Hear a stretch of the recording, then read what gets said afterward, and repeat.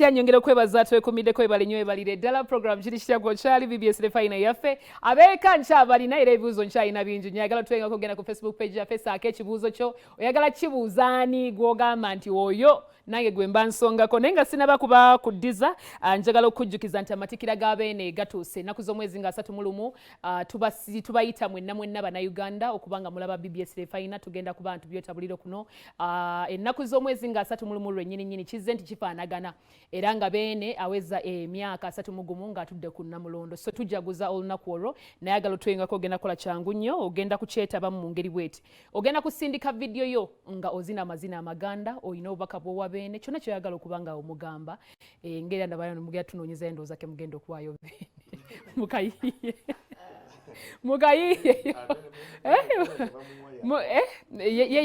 asiima yasiima neka tuyiye ketunamuwaka n'asiima kakati mujja kwetetenkanya awamu n'akatuba mugenda awamu n'akatusuubiza mu abamanyi mweyiye agala tweyungako mu nteekateeka bwetu ogenda kola kyangu nnyo ojja sindika obubaka bwo ku namba yaffe eya WhatsApp kwosindika videos kuba oteeka rather video eyo ekyo tuba tukimaliriza kalisoliso dina yo nayo etuuse tubayita mwenna okutweyungako tugenda kubeera wali ku Speak Resort mu Nnyonyo we tugenda okubeera enteekateeka nnungi ddala nnyo era mwenna baagala okubanga mutwengako okusasula miliyoni 3 miliyoni 5 ne miliyoni 10 okuyingira nga bulijjo bwe bakola buli mwaka emitwalo 3 gwatandikirwako gwe ordinary era bakubire ku namba y'essimu eno booking ticket eri not 7 bakubireko kalisoliso dina ekyo nakyo tukijje mu ddiiro ate ababuddo nabo bateeseteese okuba nti bakusanyusa ennaku z'omwezi nga 16 bo balina ekyenjawulo kibakoze kwaya yaabwe eyabuddo eweza emyaka 25 so bajaguzaawo okweza emyaka egya 25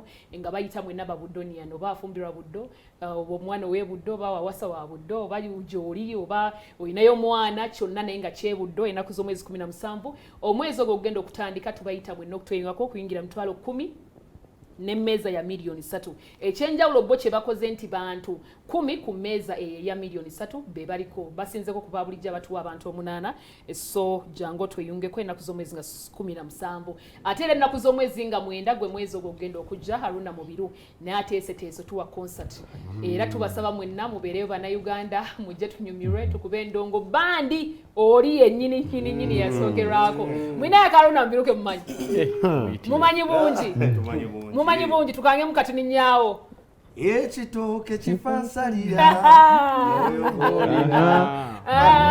kakati mujje nakusomezi nga mwendalo za mukitegedde tubeereyo tunyumirwe nga tuwagira Haruna Mubiru inspiration yammwe eva wandoza ntandiki omuku omu ndowooza okubeera mu ndongo oba okuyingira mu ndongo n'okukola omulimu gw'okola right now inspiration eyevaawo I happen nalina anko banga bakuba ebivuga so ku church okay twalina ebivuga ebyo so oli mwana wa church yes okay. So I used to play nali nkuba ennanga nga ndi mu P4 mu church so gita nenjitandiko gikuba mu 2013 up to now yes oyina emyaka emeka nina emyaka 3 ajogedde asajja mwesimbe mwegeje mu kyangu yawe kiyitawo buyisi bwekitege pages inspiration eyevaawo nange nali mu kanisa naye mu kanisa nali nyamwatoozi n'amazina naye bwe nakyalumu nenzukka nga amazina tegakyalabikanga ng'oganoonya tegali mu mubiri yes netandika owuliriza Maddox Sematimba ne Morris Kirya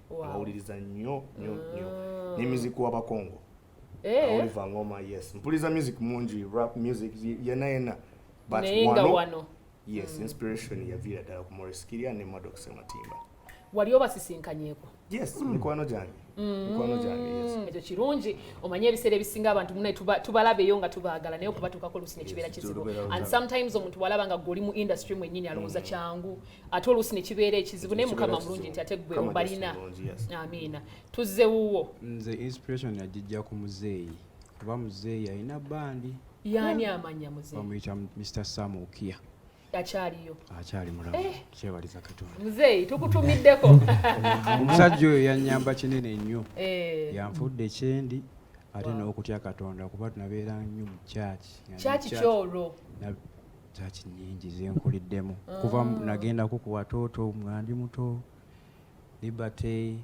mulimu z'abalokole essaawa eno oli mweri w'entuufu Liberty Liberty. Oh, okay. Kakati nzizewo.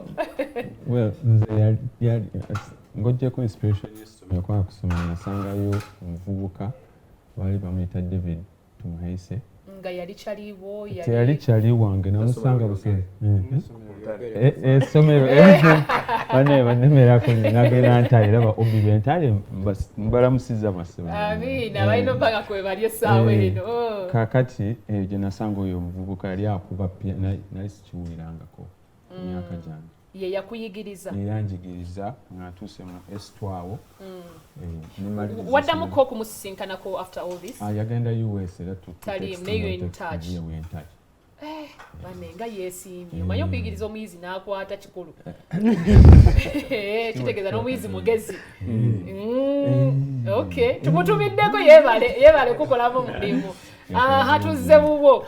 Bannange nze inspiration ndowooza I think I was just born like that. Okuba engoma, most of these things neeyigiriza. Yeah, I taught myself. Mwe bayita ba self-made. Exactly, I taught myself. Every time I see someone playing drums, just better happy. What do you call muntu yena in your family? Background eri in your family? Tewali. Gwasoose. Nzenze.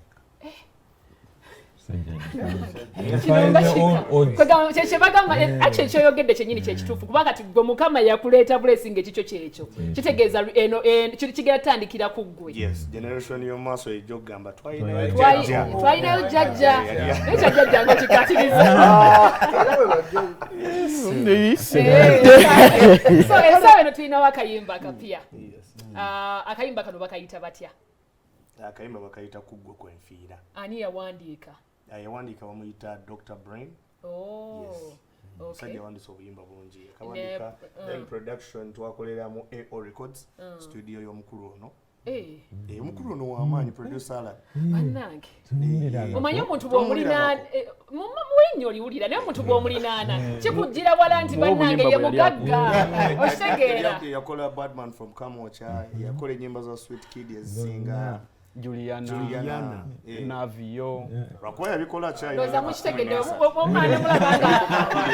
Wile Mukabya. Ne Wile Mukabya. Sikola chali muto. Kati akuzeemu. Production nga muto. Anti muyinza okugamba nyakejo. Okay, so luyimba essaawa eno lwe tulinawo lwe luliko twagala tulwanjulira abantu bawutegeere naye era mutuweemu then tugende mu tuluwulireko. Kugwe kwenfiira laavu yankubye ebyasi nemmanya kugwe kwenfiira nze kugwe kwenfiira ate obiteeka mu ssente nemmanya kugwe kwendiira. Leka laavu meseji katanze kamutama naye kanyumira nempita bannange olabe eggulu sirimanyi naye nsulanga mala. Somebody love you then that's me baby. Kwongera amaanyi kimanyi gantaase mbi.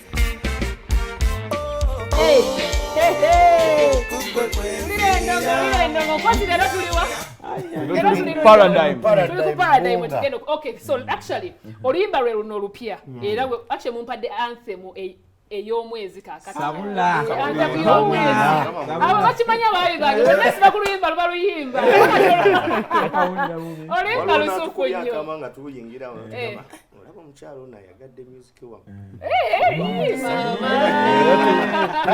Tuli ba mukisa. Endongo y'omugirina ennyimba zo nnungi ze mulina sofa mutuwadde ennyimba ennungi and this is a blessing already ofuna oluyimba luno olulala. So program yammwe ebeera etya mu week? Monday we mutandikira plat the villa tukubira ku villa ebukoto eyali kayeni enkadde Rosa Dimes ku lwokubiri nasemba kuja last month naye mujjuza kyandibadde kirungi nate kirimu timujjuza nnyo kati oluusi otuukamu bategeka bulungi by the way era bw'okuba essimu bakureservingira kati olaba eno side gye muyimbira eno fe ne batteeka eno kuguna omukono kati olwokubiri Rosa Dimes Rosa Diamonds. Yeah. Kubo wenyini yawo. Rocksatu Noni V. Nino okujja next week. Leero ku Lwokuna Paradigm. Rocktan. Lazo. Patio Saturday. Catwalk Sunday. Kuga muli fully booked. Yes. Nene emikolo Ate mujikuba mutyange ennaku zonna ziri busy. N'ekyatunayo mukolo. Ne breakfast. Ne breakfast. So mbayita mu mmere yange. Nentuulako awo. Nenjogamu. Kale akadde badde naye naolimba odeweddeyo mangu. Kale buli omu ndowooza abeeko ekigambo kyatugamba mberekereze. Abalabi ba BBS tubeebaza olw'okutukyaza. Weewaawo. Tubeebaza olw'okwagala music waffe n'abawagizi baffe Abeeka Band. Mukama abawe omukisa. Tusiima. Amiina. Tubeebaza okutwagala tubeebaza okwagala BBS n'okwagala Kabaka wa Buganda. Mwera mubeereyo kumatikira muwagire tubeerewo. Mukyala Rugwamba tukutumiddeko. Banaye tweyanziza nnyo tuhostinga. Ddala Mukama abawo omukisa. Ate twebaza abafaani baffe abatuwagira bambi mwebalwe nnyo temujjanga okwo. Abawo omukisa Mukama. tweyanza nnyo okuweebwa guno omukisa Kandeko ku maaso go. Era neritukula ndozo lira eritukula kati mulungi nnyo ndozo litegedde amaaso matukuvu naye kakati tembadde namba tuweebaza nga tuhostinga bafaani baffe tuweebaza nnyo mwebale kutwagala abantu abo bajja ku gigs zaffe from Monday batwagala tubeeyanza nnyo era Mukama abawe omukisa bannange mwebale kwagala Abeeka bannange Diana tweyanziza nnyo nze nsanyusa nnyo okusanga wa olabise bulungi okulaba otegedde ekyo kirimu